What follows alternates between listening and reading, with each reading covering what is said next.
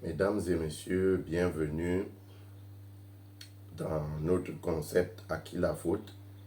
Aujourd'hui, nous allons parler de la situation socio-politique, économique du Cameroun.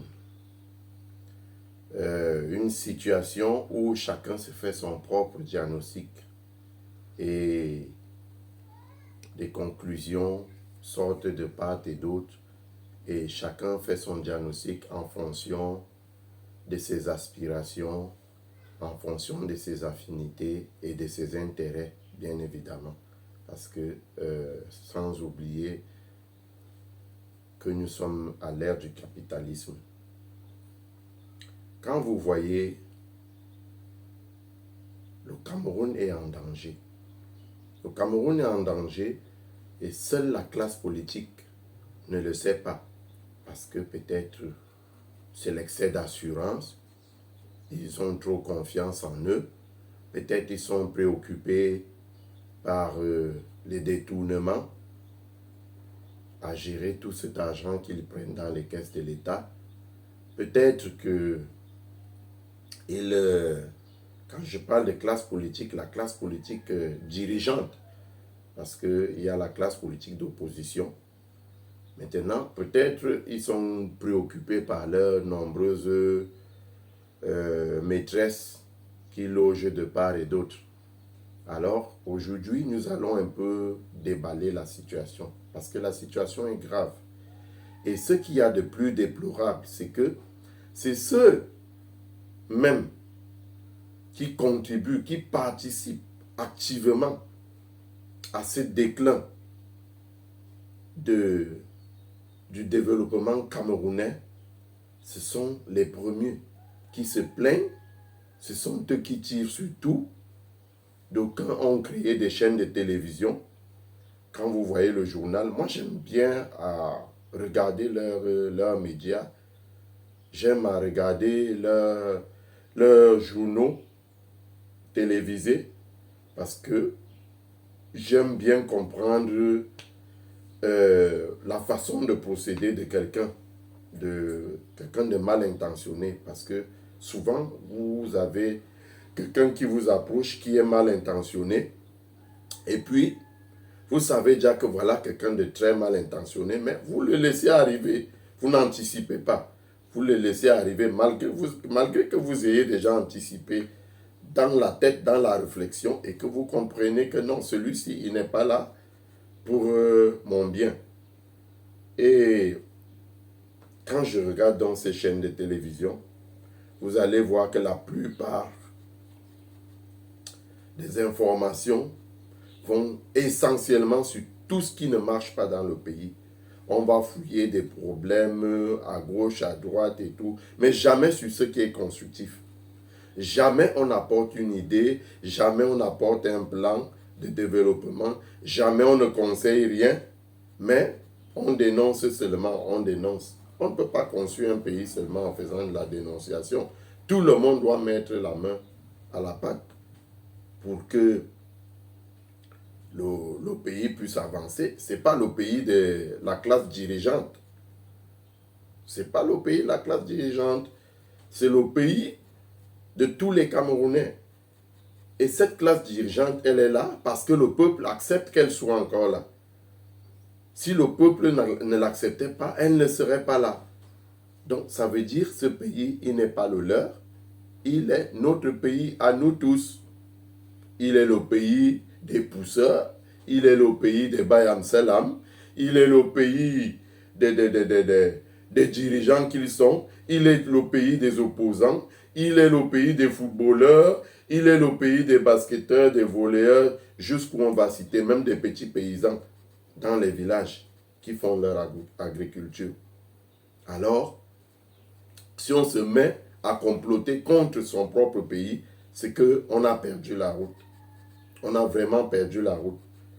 Quand vous voyez des partis politiques qui militent en faveur d'une région ou d'une ethnie ou d'un groupe ethnique,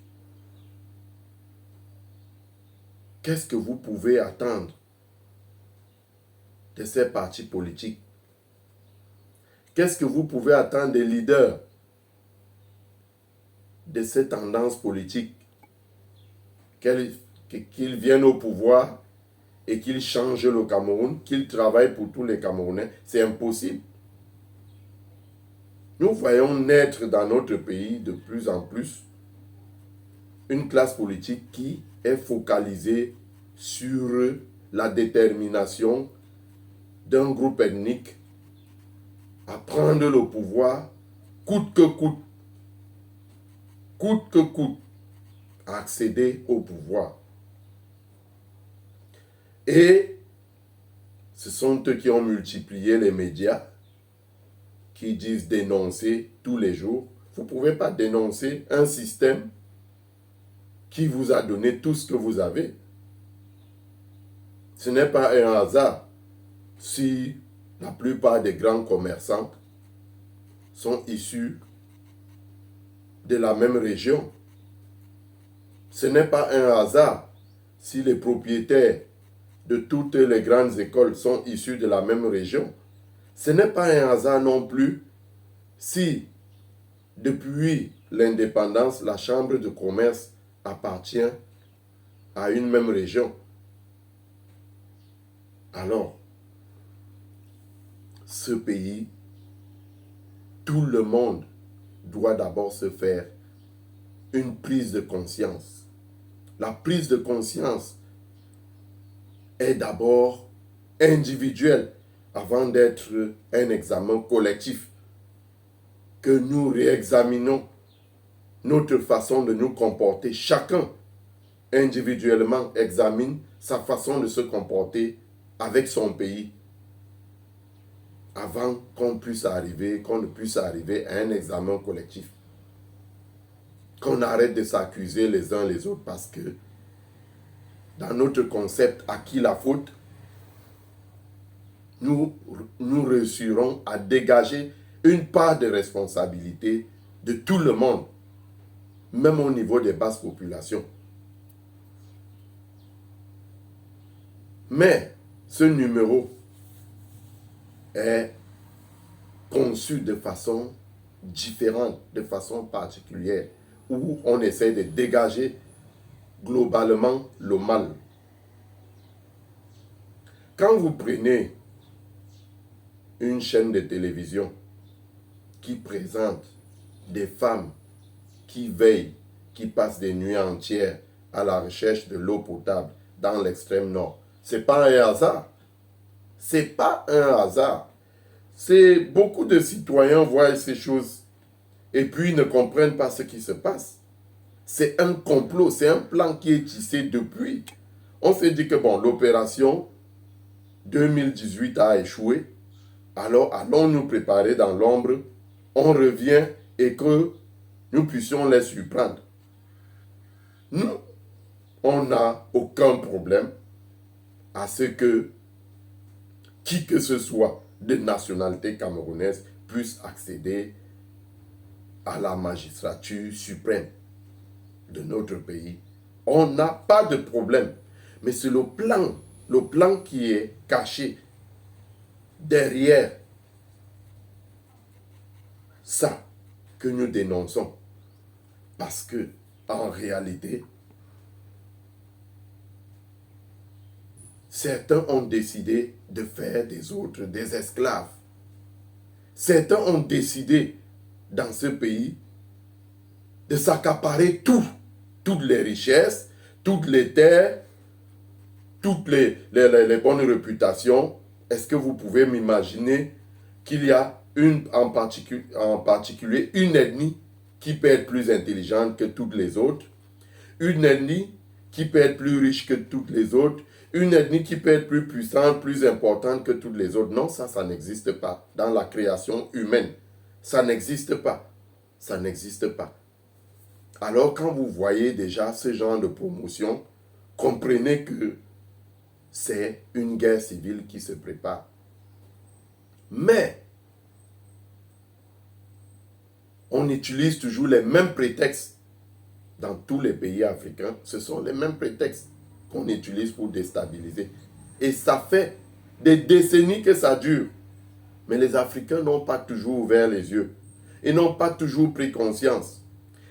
Et au moment où vous commencez à vous plaindre et tout, parce que les puissances occidentales, elles sont comme le diable. Quand vous commencez à vous plaindre, ou voilà, elles exploitent donc ces plaintes-là, ces faiblesses-là, et puis elles s'en servent pour vous déstabiliser et pour vous asservir davantage. Maintenant, pour ceux qui préparent la guerre, ou qui souhaitent la guerre, on ne se pose pas des questions. La question de savoir, et si jamais ça arrivait, comment est-ce que ça va commencer? Qu'est-ce qui va se passer durant ce temps-là? Et comment sera après? Est-ce qu'on aura encore un pays unifié? Est-ce qu'on pourra encore vivre ensemble?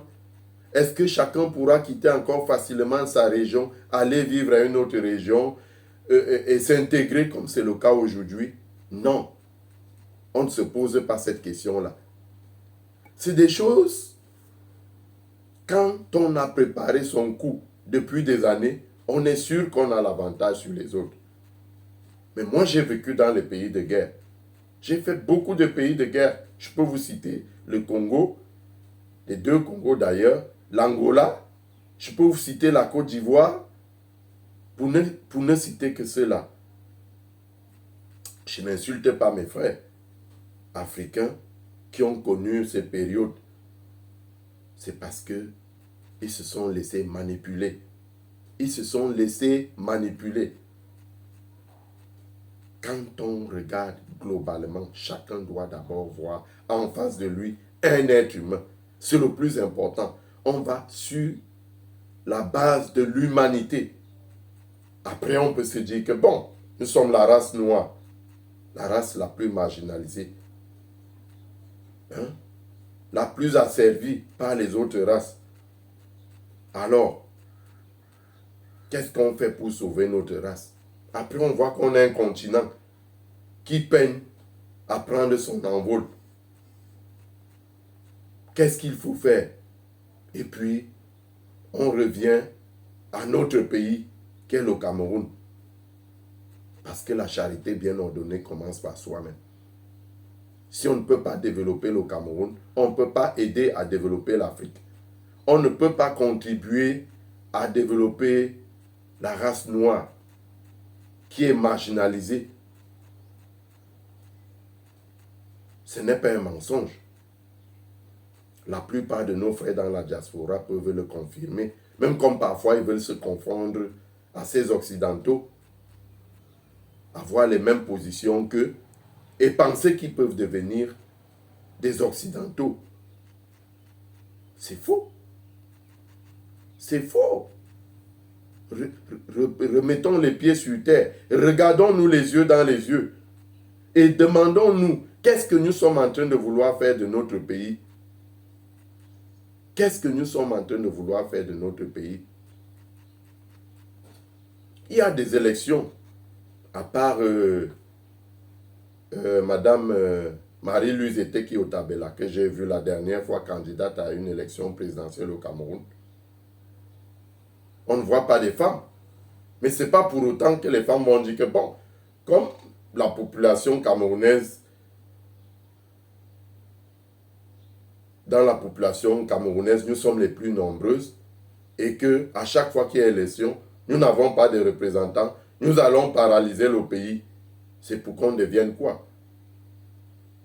S'il faille que chaque ethnie ou chaque groupe ethnique essaye d'imposer sa loi, alors on ne peut pas faire un pays. On ne peut pas faire un pays. On réussit à faire un pays parce que on peut cohabiter. On peut cohabiter. On peut faire des choses ensemble. On peut se regarder et en voyant en face de soi un Camerounais. Un Camerounais d'abord, avant d'aller chercher le village. Il ne faudrait pas que certains pensent qu'ils vont allumer le feu à la maison et aller se cacher dans la chambre Le feu a ses caprices. Hein? Le feu a ses caprices. Il peut laisser l'endroit où il a été allumé, suivre un petit fil et aller se déclencher véritablement dans la chambre où vous êtes caché. Quand on regarde aujourd'hui, on connaît ceux qui corrompent les administrations pour avoir les agréments. Les agréments souvent exclusifs pour faire souffrir les populations.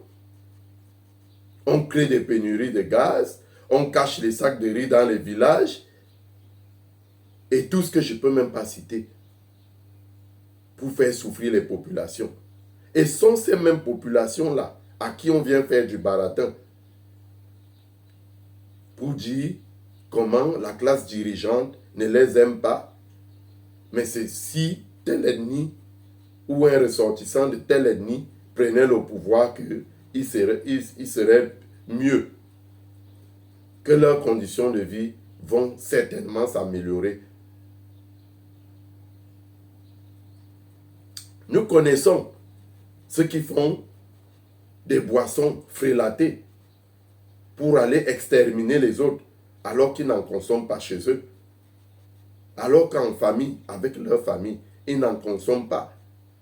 Est-ce que vous croyez que ces personnes-là sont différentes de la classe dirigeante à qui nous reprochons beaucoup de choses? Nous sommes d'accord. Nous sommes d'accord. Et ça, on ne peut pas se leurrer là-dessus. Nous sommes d'accord que le pays, il y a des choses qui ne marchent pas. Mais nous sommes aussi d'accord qu'il y a des gens qui créent le chaos pour exploiter, qui créent des situations pour les exploiter contre le dirigeant à la quête du pouvoir. Et c'est ce que nous dénonçons. C'est ce que nous dénonçons. Et il faut que ça s'arrête. Parce que les Camerounais ne sont pas dupes. Les Camerounais ne sont pas dupes. Quand vous voyez à une élection un candidat qui passe le temps à faire le bilan de l'autre, c'est quelqu'un qui n'a rien à vous proposer. C'est quelqu'un qui n'a rien à vous proposer. Parce que on se présente à une élection avec un plan, un projet politique, avec un projet de développement. Et c'est ce projet que les électeurs écoutent. Ils font la comparaison avec ce qu'ils ont l'habitude de vivre ou ce qu'ils vivent à l'instant présent et ils font leur choix. Ce n'est pas en dénigrant. C'est comme quelqu'un qui va convoiter une femme en essayant de dénigrer son homme. Non, je l'ai vu avec sa maîtresse à tel endroit. Il a fait ceci. Voilà, il ne t'achète même pas les chaussures. Voilà, il t'a fait... Non. Quand vous vous intéressez à une femme, allez droit au but. Dites-lui qu'est-ce que vous pouvez lui apporter. Pourquoi est-ce que vous êtes là? Hein? Qu'est-ce que vous pouvez lui apporter? C'est à elle de comparer maintenant entre ce qu'elle vit. Ne parlez même pas de l'autre. Parce que ce sont des formes de lâcheté et de mensonges. Parce que c'est des mensonges. La politique d'abord là-bas, c'est du mensonge. Alors, ne nous faites pas croire que vous allez apporter une forme de politique qui est vraie. Nous savons tous tout ce qui se fait dans l'ombre. Il y a un plan opaque, un plan obscur, caché derrière tout ce qu'on nous brandit. Et nous demandons aux Camerounais de ne pas céder à ça. De ne pas céder à ça. Quand vous allez à l'hôpital faire des dons de sang, on ne fait pas de dons de sang par ethnie, ou par région, ou par religion, ou par quelque sorte de discrimination que ce soit. On prend le groupe sanguin. Et si vous êtes d'un même groupe sanguin, vous faites don de sang, vous verrez que vous allez sauver la vie à celui qui avait besoin de ce sang-là. Personne ne peut prouver son appartenance à une ethnie en faisant couler son sang et en démontrant aux autres que voici, ça c'est le sang Béji, voici ça c'est le sang Peul, voici ça c'est le sang Bamileke, ça c'est le sang Sawa. Ça n'existe pas. Ce sont les cultures et l'organisation, parce que dans toutes les sociétés, on a besoin de faire des limites pour organiser la société. Quand vous entrez même dans une maison, il y a le salon, il y a la cuisine, il y a les chambres. Hein? Mais si à un moment la cuisine dit que bon, puisque c'est moi qui sers à préparer à manger à toute la maison, ça veut dire que je suis devenu plus importante que le restant de la maison. Ça devient quoi? Ça veut dire que ce n'est plus une maison. Parce que quand quelqu'un se dissocie d'un ensemble, cet ensemble n'existe plus. Cet ensemble n'existe plus.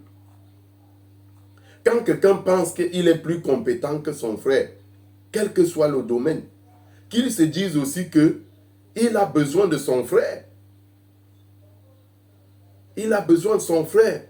Vous voyez que vous êtes commerçant. Si vous n'avez pas de clients, vous ne pouvez pas exercer votre commerce. Hein? Ne pensez pas que c'est seulement le commerçant qui est important parce qu'il a la marchandise. Il faut des acheteurs, il faut des clients. Hein? J'essaie d'aller dans un langage très simplifié pour qu'on puisse se comprendre. Parce que c'est plus au bas peuple que je m'adresse. C'est ce bas peuple qui est manipulé, qui ne comprend même pas les enjeux. Tout ce qui se prépare dans notre pays, ce n'est pas pour l'intérêt des Camerounais. Peut-être un petit groupe de personnes. Et pour un temps, après, quand on n'aura plus besoin d'eux, on va les jeter comme des vieux morceaux d'orange qu'on a pressés. Si vous n'avez pas un marché, la plupart des milliardaires africains viennent des pays où il y a de grands marchés. Vous allez prendre le Nigeria, l'Égypte et tout. Et quelques autres pays, comme l'Algérie, le Maroc, parmi les pays les plus peuplés d'Afrique. Parce que le marché est grand, il est vaste. Mais si vous n'avez pas de marché, vous ne pouvez pas être tous des commerçants. Et si les autres ne consomment pas, vous vendez à qui? Donc respectons-nous les uns les autres. Parce que chacun son utilité, chacun son rôle à jouer dans ce développement-là. On ne peut pas espérer avoir tout. Et penser qu'on n'a pas besoin des autres. Ça n'existe dans aucune société. Vous êtes riche. Ce n'est pas vous qui allez travailler la maçonnerie pour construire vos immeubles. Vous avez besoin, vous avez même plus besoin de cette main d'œuvre, cette main manœuvre que de vos amis riches, vos amis milliardaires qui jamais ne viendront vous creuser les toilettes, les WC, jamais ne viendront vous construire des maisons, qui jamais ne viendront vous nettoyer la maison, qui jamais ne viendront vous vider les poubelles. Ça veut dire que dès la base, dès la nature, l'humanité a été organisée.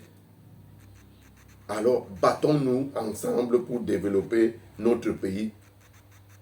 Ne nous battons pas contre nous.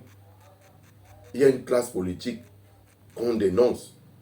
Si nous ne sommes pas contents, que chacun fasse valoir ses arguments et nous allons partir à une élection. Nous allons partir aux élections. Et c'est le peuple qui va décider. Quand le peuple a décidé, rien n'est au-dessus du peuple. Même avec toutes les armes du monde, personne n'est au-dessus du peuple. nous appelons tous les Camerounais à rester unis. Nous appelons tous les Camerounais à la fraternité.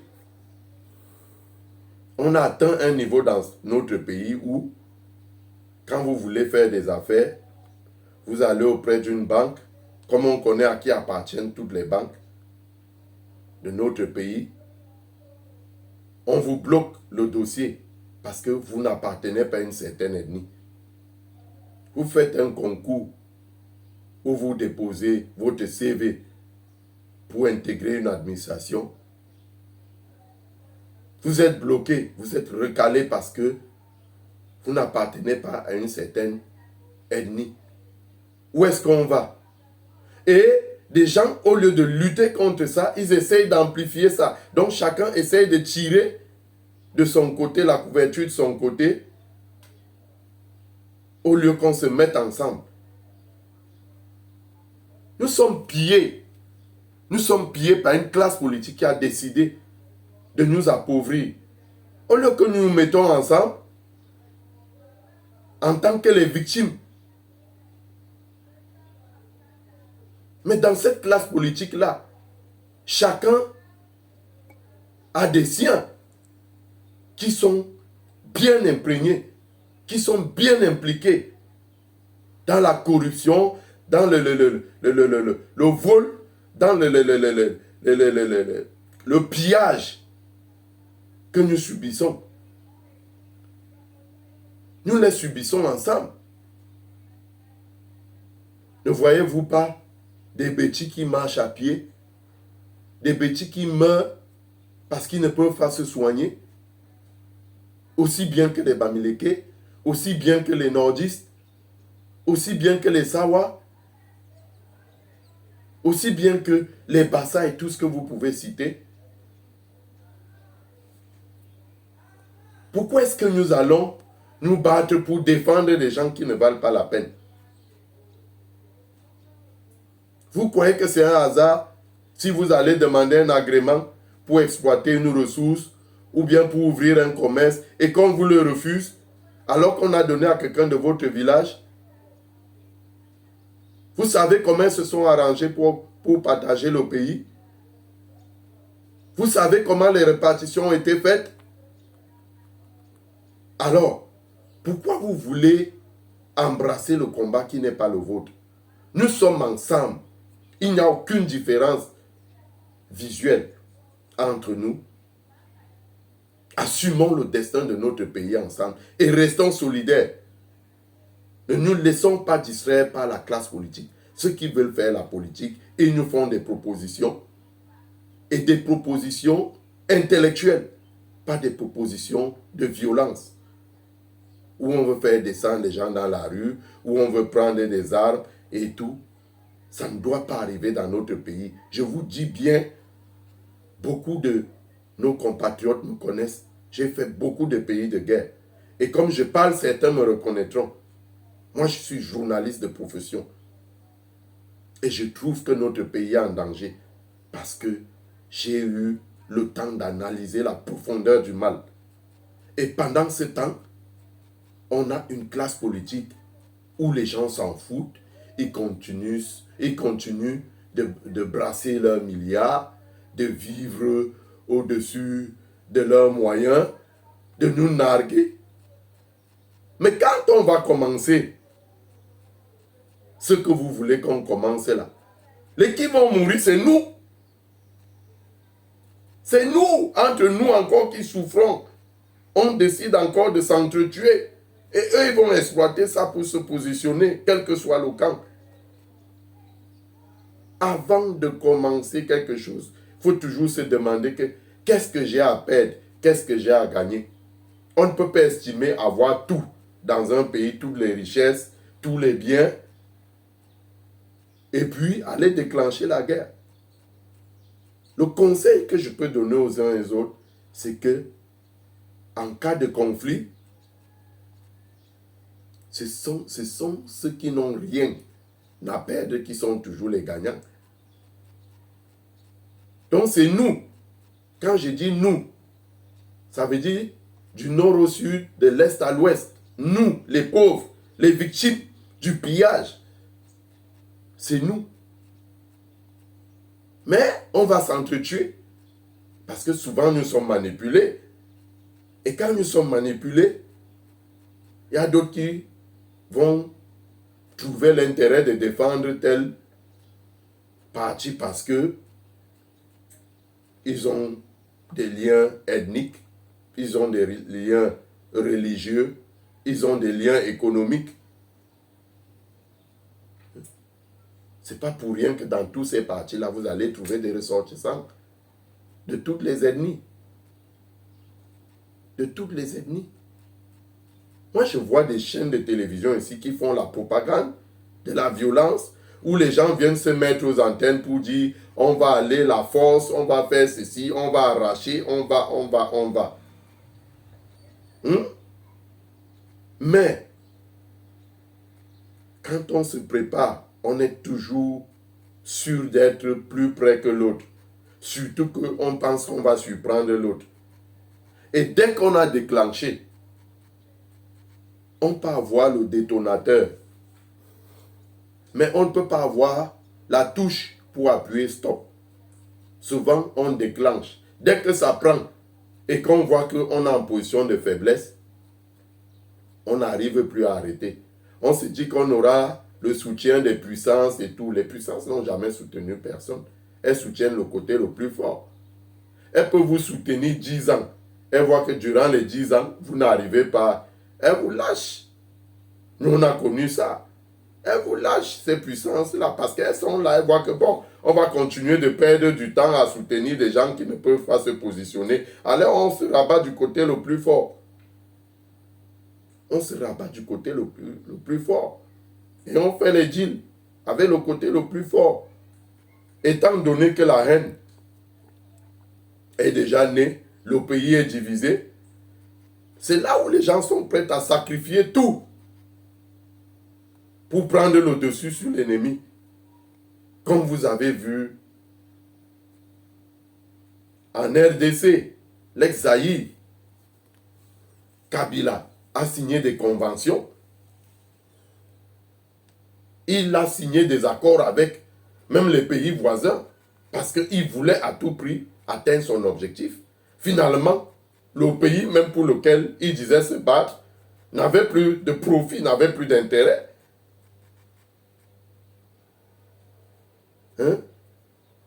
Mobutu est parti. Le Zaïre est devenu la RDC. Ça veut dire qu'on a même changé de nom. On a supposé que le nom Zaïre, ça dérangeait. Mais qu'est-ce qui a véritablement changé? Ça fait combien d'années? Quand vous calculez 97 jusqu'à présent, ça fait combien d'années? Pourquoi les Africains sont bêtes? Les Camerounais qui ont pour habitude de se prendre pour les plus intelligents d'Afrique et même du monde, qu'est-ce qui vous arrive? Vraiment, c'est méprisable. C'est méprisable. Qu'est-ce qui nous arrive? Tous ces pays qui ont fait la guerre, quand vous les voyez, ils sont quoi aujourd'hui?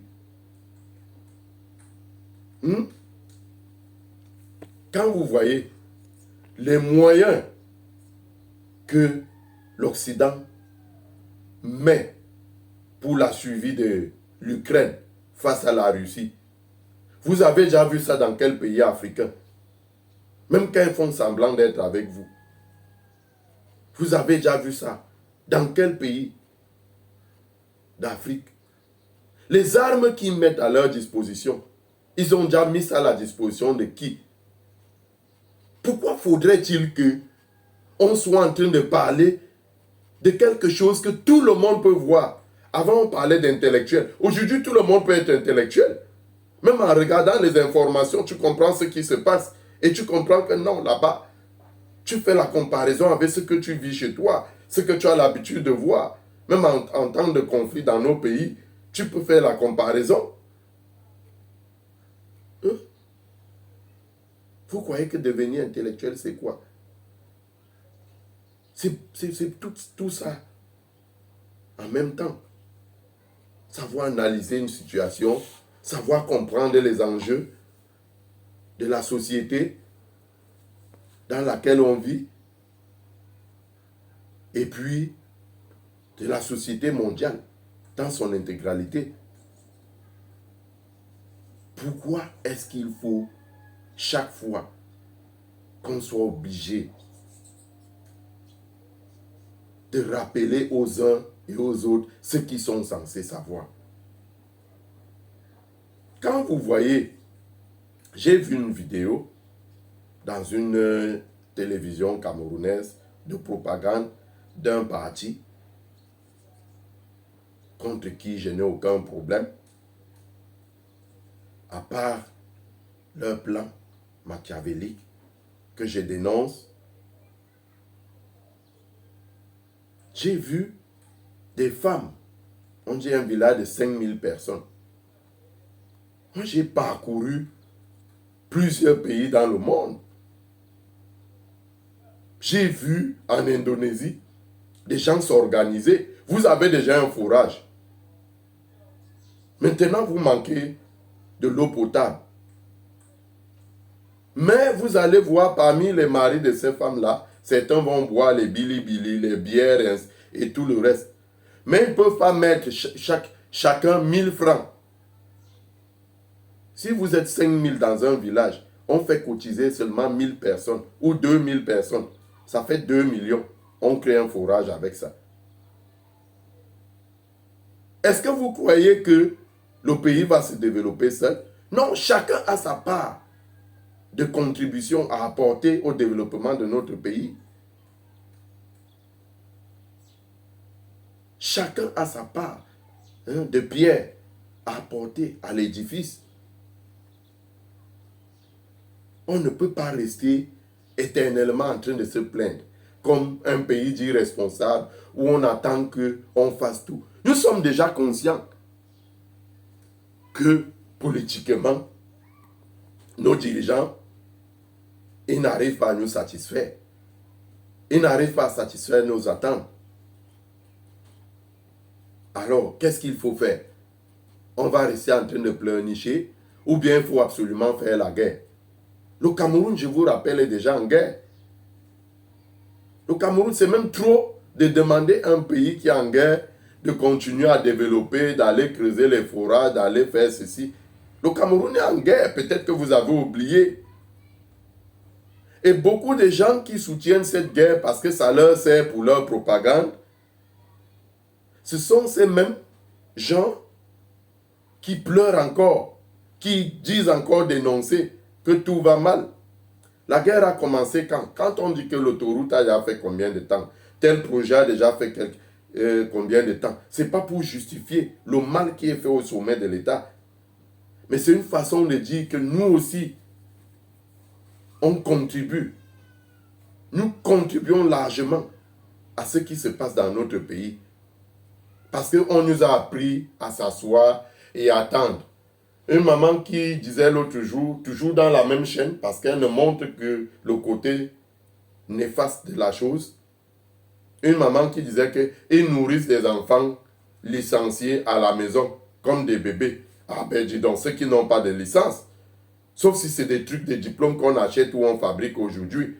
Moi, je ne peux pas être un licencié. Regardez-moi. Je ne travaille pas dans une administration. J'ai créé mes propres activités. Si aujourd'hui je parle et que je n'ai pas faim, c'est parce que j'ai créé mes propres activités. Quand on va à l'école, c'est pour s'ouvrir l'esprit. Un intellectuel ne peut pas rester à la maison qu'on le nourrisse. À quel âge? Sont des licenciés de 5 ans, de 6 ans, de 15 ans, qui ont l'âge mineur et qu'on ne peut pas, on peut pas les faire travailler ou ils ne peuvent pas travailler. Donc souvent des gens disent des choses en pensant se plaindre. Nous sommes un pays d'irresponsables où les gens passent le temps à se plaindre.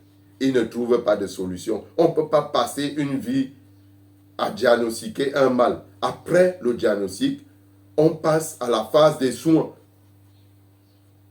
Les soins ne sont pas forcément politiques. Vous croyez que si les Camerounais, des millions de Camerounais, s'organisent pour mettre sur pied un projet les dirigeants vont empêcher ce projet. Un projet apolitique, bien sûr. Un projet apolitique. Je connais, j'ai suivi aussi dans ce même média dont je veux citer le nom, un monsieur qui disait qu'ils ont fait, je crois, quelques dizaines de forages où c'était en 4 ans ou combien, si mes souvenirs sont exacts. Et je ne pense pas qu'ils ont reçu des interdictions de le faire. Et si eux, ils l'ont fait, ça veut dire que les autres peuvent le faire. Le développement participatif. Est-ce que vous ne savez pas que ça existe dans beaucoup de pays? Le développement participatif. Qu'est-ce qui se passe? Qu'est-ce qui se passe? Est-ce que nous allons être sacrifiés par un groupe de personnes qui veut absolument accéder à la magistrature suprême du Cameroun? Est-ce que nous allons nous laisser sacrifier par ceux-là, comme nous nous sommes déjà laissés sacrifier par ceux qui pillent le pays? Est-ce que nous allons céder à la manipulation? Il y a des manières pacifiques de réclamer. Il y a des manières pacifiques de réclamer. Nous sommes unanimes. Et je suis toujours pour un Cameroun uni. Un Cameroun où je peux aller du nord au sud, de l'est à l'ouest, sans m'inquiéter de mon appartenance ethnique. Regardez comment nous sommes en train de nous enfoncer. Avant, on pouvait faire beaucoup de choses ensemble. Mais de plus en plus, ça devient difficile. De plus en plus, ça devient difficile. Et on ne se rend pas compte. Nous sommes 2 catégories d'individus dans ce pays-ci. La classe des pilleurs. Et les pilleurs ne sont pas que ceux qui sont au pouvoir. Les pilleurs sont parmi ceux qui prennent ces agréments, qui cachent les sacs de riz dans les villages. Vous retrouvez dans des villages où la même marchandise qu'on vend dans d'autres régions, elle coûte 2 fois moins cher dans certaines infimes parties du pays où vous retrouvez ça. Est-ce que c'est des gens qui militent pour le bien-être de tout le monde?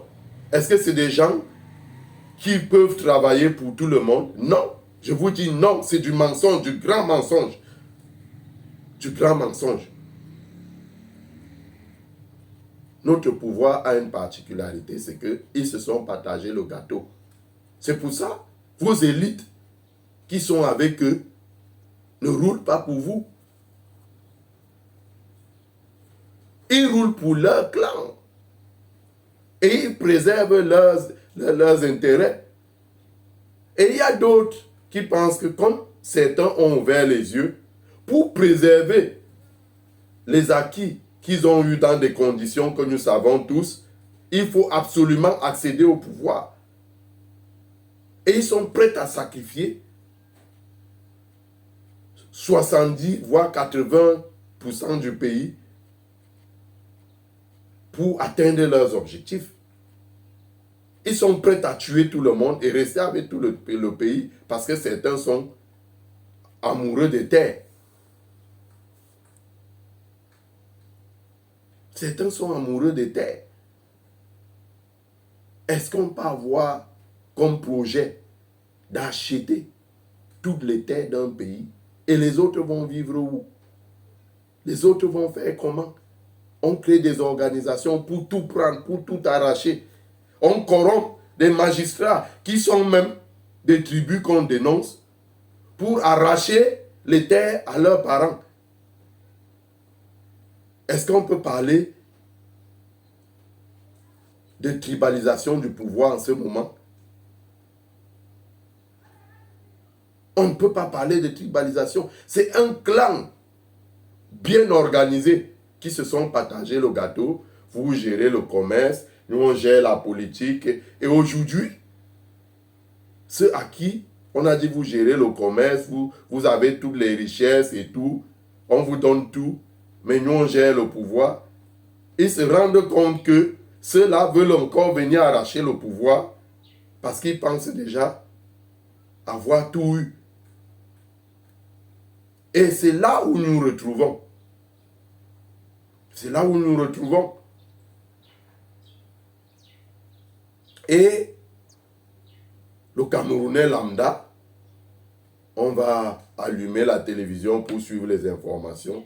Vous allez voir certains médias du début à la fin où il y a l'insécurité dans tel endroit, on a fait ceci, il y a tel problème, la précarité à gauche, à droite et tout et tout. Il y a ceci, on ne peut pas avoir un journal d'information focalisé seulement sur les problèmes de sous-quartier. Dans tous les pays, il y en a. Allez, pour tous ceux qui sont à l'étranger, allez de quartier en quartier, prenez votre journée, vous allez trouver des problèmes similaires dans tous les pays. Mais on vous fait croire que ce n'est qu'au Cameroun qu'on retrouve ces problèmes-là. On vous fait croire que par rapport aux autres pays africains, le Cameroun est le pays qui a le plus de problèmes. On se plaint de la décentralisation, modèle camerounais. Mais moi, j'ai vu le ministre gabonais venir au Cameroun pour s'imprégner.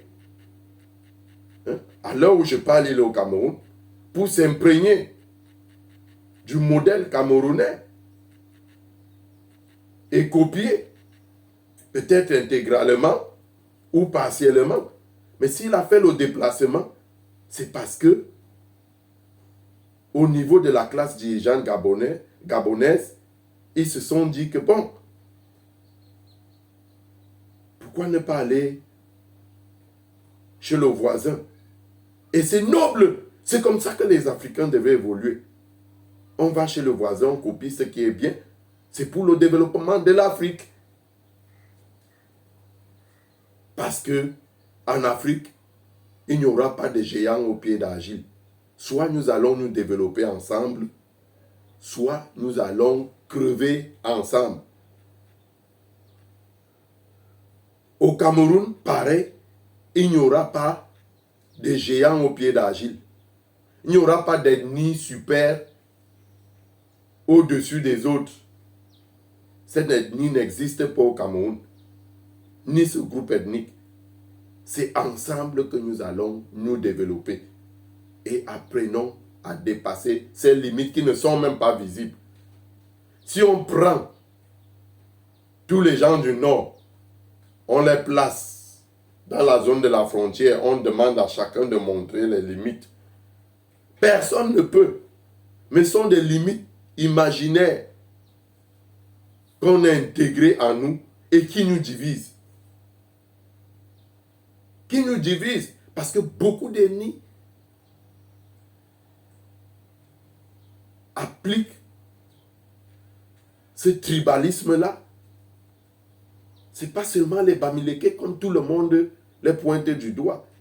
Si, ils sont un modèle de tribalisme, mais beaucoup le font. Mais on n'en parle pas. On n'en parle pas. Regardons-nous les yeux dans les yeux, apprenons à nous dire la vérité et apprenons à faire chacun son autocritique. Ce n'est que ça qui va nous réunifier. Allons nous asseoir, chacun dans sa région, chacun dans son village.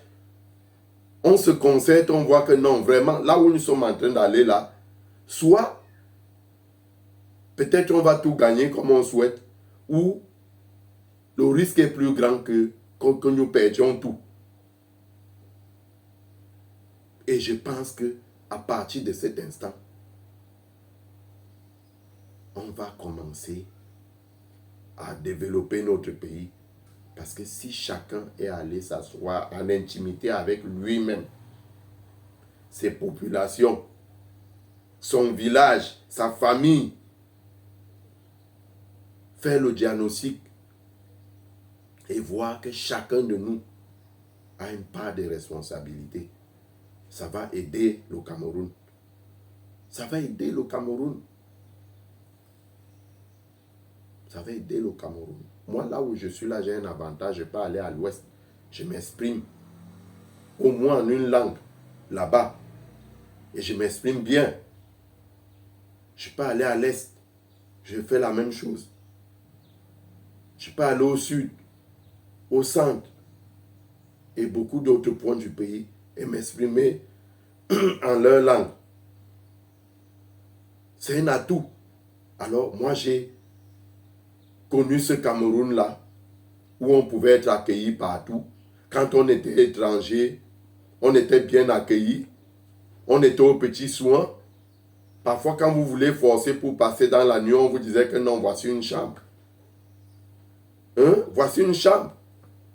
Il y a beaucoup d'enfants là, aujourd'hui, qui pensent être de certaines ethnies, dont ils font la propagande aujourd'hui, dont ils sont prêts à tuer pour ça, alors que ses origines sont lointaines. Peut-être c'était un passager, comme les parents avaient plusieurs femmes. Un voyageur que le papa hébergeait à la maison, il a fait le travail, vous êtes venu au monde. Et on vous a fait croire que vous êtes de là où vous êtes né. Et bien évidemment, vous êtes de là. Sachez donc que si vous pouvez être de là, ça veut dire qu'on peut partir d'un point à un autre. On peut être originaire de partout. Les migrations n'ont pas commencé aujourd'hui. Elles datent depuis la création de l'humanité. Donc arrêtez ça. Arrêtez ça. Je vous demande. Ne prenez pas mes mots pour interpréter et aller dans tous les sens. Prenez mes mots et réfléchissez. Dites-vous que est-ce que ce que notre frère camerounais là, malgré qu'il n'est pas président de la République, il n'est pas président d'un parti politique, il dit qu'il est journaliste, il n'est même pas parmi les journalistes les plus populaires dans notre pays. Mais est-ce que ce qu'il disait là, ne regardez pas ma valeur en tant qu'individu, regardez la valeur des mots. Regardez la profondeur, le sens du message que je suis en train de vous envoyer. Arrêtons ça. Arrêtons ça. Nous étions bien avant. Nous étions mieux avant. N'arrivons pas au niveau où nous ne pourrons plus nous regarder les yeux dans les yeux. Où on ne peut plus sourire ensemble, manger ensemble, danser ensemble, travailler ensemble.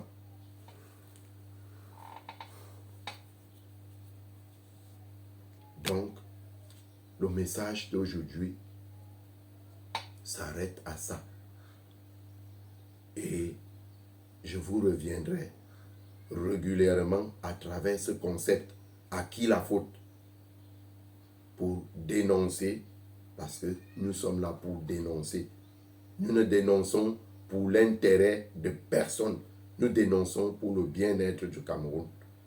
Et tous ces gens qui pillent, ensemble, nous allons les combattre. Mais nous ne pouvons pas nous combattre alors que nous sommes des victimes. Les victimes ensemble doivent être solidaires et non divisées. On nous brandit les histoires de villages pour nous amener à nous disperser. Moi, je ne peux pas soutenir quelqu'un qui pille pendant que je galère, même s'il est de mon village, même si c'est mon propre père. Il pille, je galère, je ne suis pas avec lui.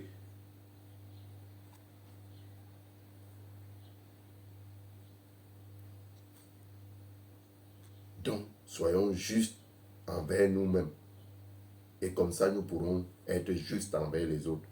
Soyons sincères envers nous-mêmes. Et comme ça, nous pourrons être sincères envers les autres. Le Cameroun est très précieux. Pendant que nous, on est en train de vouloir brûler Les autres sont en train d'envier, d'admirer. Ils contemplent. Je vais vous rappeler, le développement d'un pays peut intervenir en 5 ans, en 10 ans. Dès qu'il y a changement à la tête de l'État, celui qui prend les choses, le train en main, celui qui prend la locomotive, il peut décider d'axer sa politique essentiellement sur le développement. Et vous allez voir que notre pays peut devenir comme Dubaï, peut devenir comme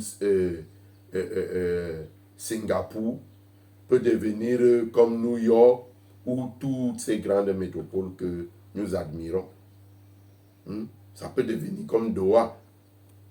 Ce sont des villes, il y a moins de 20 ans qui ne valaient rien. Mais aujourd'hui, les circonstances sont permises. Le béton, ne nous laissons pas impressionner par le béton. Nous avons besoin de ça pour notre bien-être, parce qu'on le mérite. Mais ne nous laissons pas impressionner par ça. Sinon, on va s'auto-détruire. Et les autres viendront profiter de ce que nous, on n'a pas pu profiter. Et nous serons morts bêtes. Et je sais que le Camerounais n'est pas bête. Il est désordonné, mais pas bête. Alors arrêtons le désordre. Merci. Nous allons nous retrouver bientôt et ensemble, nous allons apporter le changement auquel nous aspirons tous. Merci.